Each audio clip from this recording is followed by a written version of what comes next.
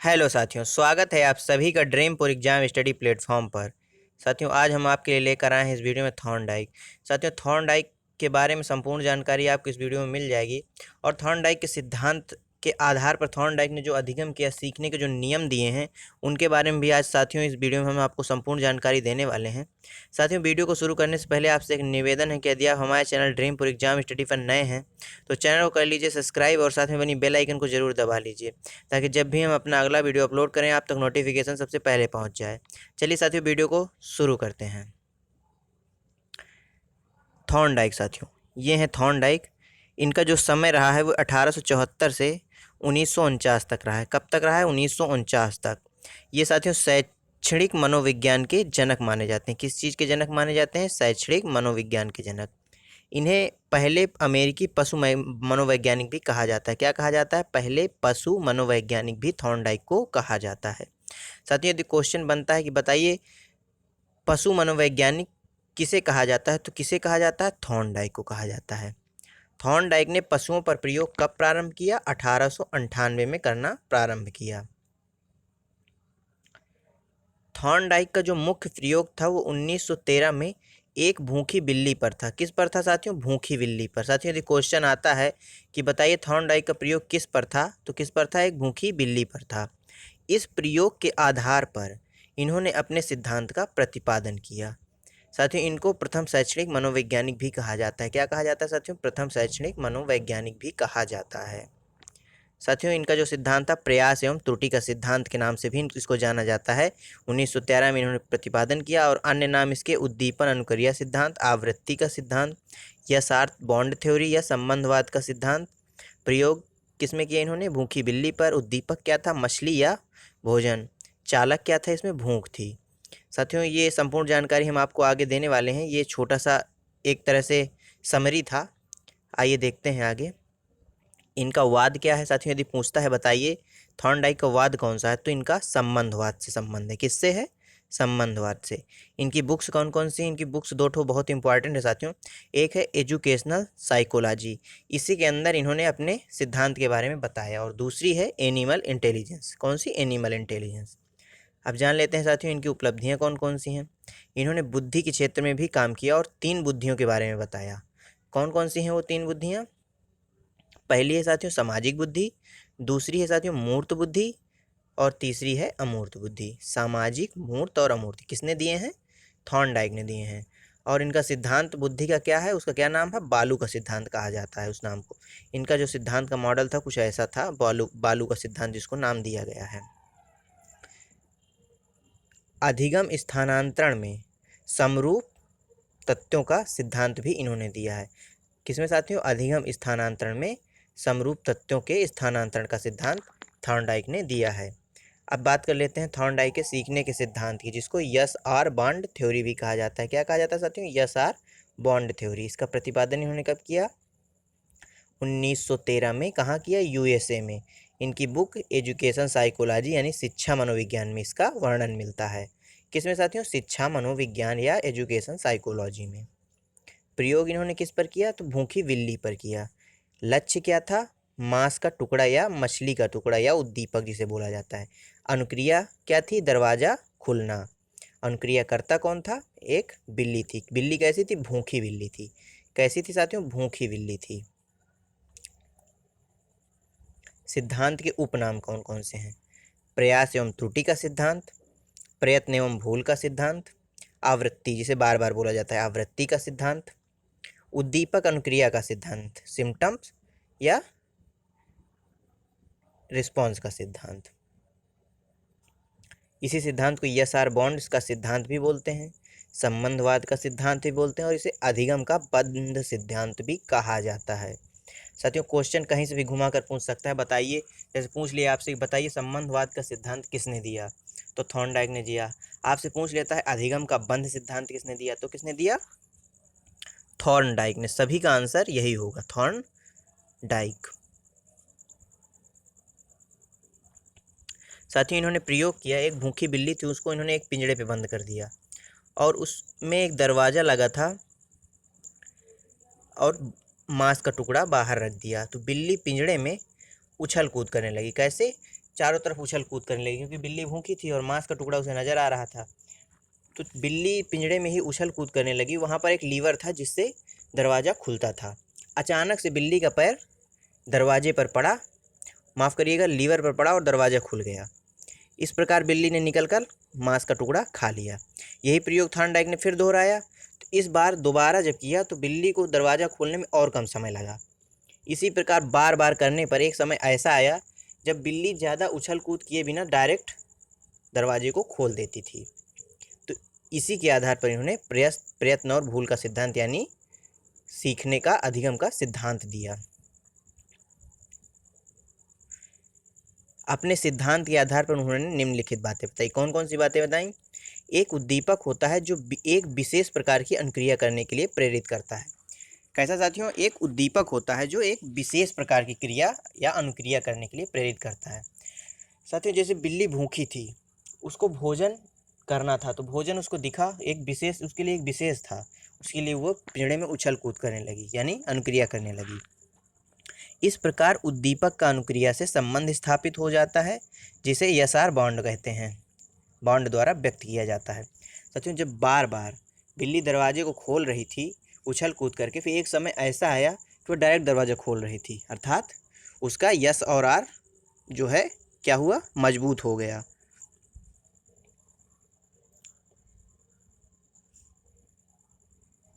इस सिद्धांत के अनुसार बालक चलना, चम्मच से खाना तथा जूते पहनना सीखता है। साथियों, आपने छोटे बच्चे को देखा होगा, वो पहले धीरे धीरे उठता है, पहले पैर घुटने के बल चलता है, फिर खड़ा होकर चलता है। ये खड़े होने में भी उसको दिक्कत होती है, गिरता है कई बार। धीरे धीरे वह चलना सीखता है, यानी पहले गलतियां करता है और फिर सीखता है। अधिगम में प्रयास एवं भूल समाहित रहता है। क्या समाहित रहता है साथियों? प्रयास एवं भूल अधिगम में समाहित रहता है, ये इनका कहना है। अधिगम अनुबंधन का परिणाम है। अधिगम संज्ञान पर आधारित नहीं होता। साथियों, इन्होंने कहा था अधिगम संज्ञान पर आधारित नहीं होता। इस बात को लेकर काफ़ी इनकी आलोचना भी हुई थी। थॉर्नडाइक के सीखने के सिद्धांत का शैक्षिक महत्व मंद बुद्धि वाले बालकों के लिए अधिक उपयोगी है। धैर्य व परिश्रम के गुणों का विकास भी करता है। कार्य की धारणा स्पष्ट होती है। गणित, विज्ञान, समाजशास्त्र आदि विषयों के लिए भी उपयोगी है। अनुभवों के लाभ उठाने की क्षमता का विकास करता है। भाषा के शुद्ध उच्चारण का विकास करता है। कैसे साथियों? भाषा के शुद्ध उच्चारण का, जब साथियों किसी चीज़ का हम उच्चारण बार बार करते हैं, तब हम एक समय ऐसा आता है कि हम उसका उच्चारण सही तरीके से करने लगते हैं, यानी सीख जाते हैं। ठीक इसी प्रकार अनुभवों का भी लाभ उठाते हैं हम। साथियों, इस प्रयोग के आधार पर अधिगम के इन्होंने निम्नलिखित नियम दिए। इन्होंने कुल 8 नियम दिए, जिसमें साथियों प्राथमिक या प्रारंभिक नियम 3 थे और गौण नियम कितने थे? 5 थे। प्राथमिक नियम कौन कौन से हैं? नंबर 1 है तत्परता का नियम, नंबर 2 है अभ्यास का नियम, नंबर 3 है प्रभाव का नियम। अब गौण नियमों की बात करें तो पहला नियम क्या है? बहुअनुक्रिया का नियम, दूसरा है मनोवृत्ति का नियम या अभिवृत्ति का नियम, और तीसरा है किसका है? आंशिक क्रिया का नियम, सादृश्यता का नियम और साहचर्य का नियम। अब साथियों इनको एक एक करके विस्तार पूर्वक पढ़ते हैं। आइए। तत्परता का नियम, ये क्या कहता है कि जब हम किसी कार्य या किसी चीज़ को सीखने के लिए तैयार होते हैं तो वह तत्परता कहलाती है। जहाँ चाह है वहाँ राह है। यानी साथियों, यदि हम चाह रहे हैं किसी चीज़ को सीखना, तो पहले हम उसके लिए मानसिक रूप से, शारीरिक रूप से तैयार होंगे। मान लीजिए साथियों, जैसे हम क्रिकेट खेलने जा रहे हैं, तो सर्वप्रथम हम मानसिक रूप से तैयार होंगे, फिर क्रिकेट की किट वगैरह पहनेंगे, यानी शारीरिक रूप से भी तैयार होंगे। यानी किसी भी कार्य को करने से पहले उसके लिए तत्पर हो जाना, यानी तैयार हो जाना, क्या कहलाता है? तत्परता का नियम कहलाता है। और इस पर पियाजे ने भी कहा, यानी इस नियम पर पियाजे ने भी कुछ ना कुछ बताया है और नाम क्या दिया है? परिपक्वता नाम दिया है। क्या नाम दिया है? परिपक्वता। अगला नियम है साथियों अभ्यास का नियम। एक लाइन आपने सुनी होगी, बहुत ही प्रसिद्ध है, करत करत अभ्यास ते जड़िमति होत सुजान, रसरी आवत जात ते सिल पर पड़त निशान। यानी साथियों, जितना ज़्यादा हम अब किसी चीज़ का अभ्यास करते हैं, वो चीज़ हम उतना हमारे लिए मजबूत हो जाती है, उतना अच्छी तरीके से हम सीख जाते हैं। जैसे साथियों मैथ का सवाल ही होता है, उसको हम जितना ज़्यादा अभ्यास करेंगे, उसको हम उतना आसानी से कर सकते हैं। इस नियम पे साथियों 1930 के दशक के बाद जो थॉर्नडाइक महोदय थे, इन्होंने इसमें दो उपनियम जोड़े। कौन कौन से? एक उपयोग का नियम था, एक अनुपयोग का नियम था।